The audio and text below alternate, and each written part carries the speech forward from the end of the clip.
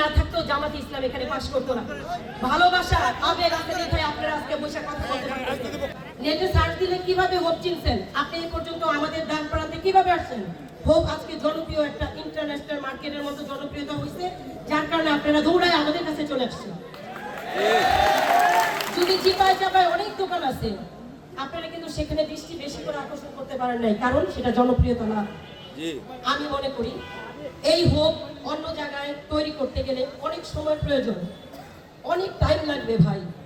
আমার কাছে সবার পক্ষ থেকে আমরা একটা আকর্ষণ, হোপে আমরা যারা আছি আপনি তাদেরকেই রাখেন, দোকান পরিসরে কমিয়ে দেন, ছোট করে দেন, মেন রাস্তার দোকান উঠায় দেন, যেখানে মানুষের চলাচলে কষ্ট হয় সেগুলো উঠায় দেন, কিন্তু হোপ থেকে আমাদেরকে কোথাও সরাই দেন না। যেখানেই যান, যে দীর্ঘ লং টাইম আমাদের মার্কেট প্রতিষ্ঠিত হবে, ওই সময় পর্যন্ত আমরা বাঁচবো না। এক ভাই বলে গেছে ঋণ আছে, সত্য কথা। এই ঋণগুলো সেখানে জমায় রাখতে অনেক সময়ের প্রয়োজন।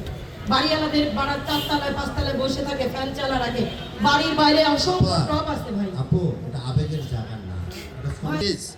আপনারা একজন যেই কথা বলেন, বক্তব্য দেন, একটু ভালো লাগে, সবাই তালি দেয়। এখানে সলিউশন করতে হবে, এখানে আবেগের জায়গা নয়। আপনার কোনো ক্ষতি হোক আমরা চাই না, আমরা সলিউশন করতে আসছি, আপনাদেরকে সলিউশনে মেনে নিতে হবে, এটা প্রথম কথা। অতএব ওইভাবে একটু ব্রেন সেট আপ করেন, মাইন্ড সেট আপ করেন, আমরা আপনাদেরকে সহযোগিতা করার জন্য আসছি। আমি খালেদা জিয়ার ছেলে তারে পাশ করতো না, আবেগ যদি না থাকতো জামাত ইসলাম এখানে পাশ করতো না।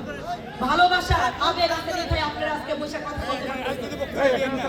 আপনাকে আমি বলছি, আপনারা এখানে ওই পলিটিক্যাল বক্তব্য নিয়ে আসবেন না, প্লিজ। না না, আপনি আবেগ বললেন দেখে আমি ভালোবাসা দেখাইলাম। দেশে দেশে সবার সাথে দ্য নিউজ।